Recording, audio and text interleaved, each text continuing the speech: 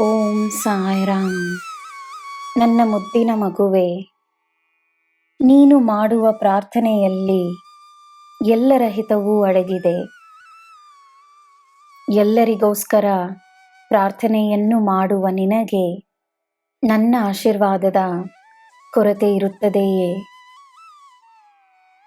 ನೀನು ಬೇಡಿಕೊಂಡರೂ ಸರಿ, ಬೇಡದಿದ್ದರೂ ಸರಿ, ನಿನಗೆ ಏನು ನೀಡಬೇಕೋ ಖಂಡಿತವಾಗಿಯೂ ನೀಡುತ್ತೇನೆ.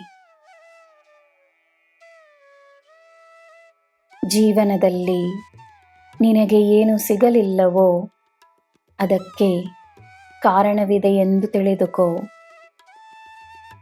ಒಳ್ಳೆಯದನ್ನೇ ಮಾಡಿಕೊಂಡು ಬಾ.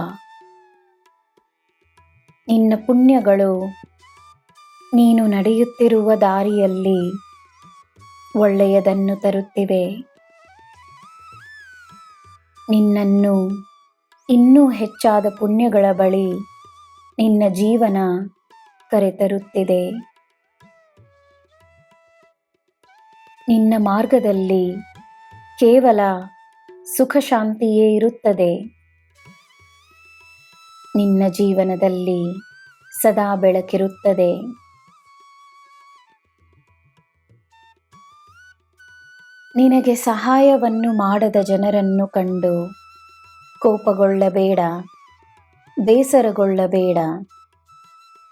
ಅವರಿಗೆ ಆ ಶಕ್ತಿ ಇಲ್ಲವೆಂದು ಭಾವಿಸಿ ನಿನ್ನ ಮನಸ್ಸಿನ ಭಾರವನ್ನು ನನ್ನ ಮೇಲೆ ಹಾಕು. ನಿನ್ನ ಸಹಾಯಕ್ಕೆ ನಾನಿದ್ದೇನೆ. ನಿನ್ನಿಂದ ಮಾಡಲು ಸಾಧ್ಯವಾಗದ ಕೆಲಸದ ಬಗ್ಗೆ ನೆನೆದು ದುಃಖಪಡುವುದೇಕೆ? ಕಾರಣವಿಲ್ಲದೆ ಯಾವುದೂ ಇಲ್ಲ.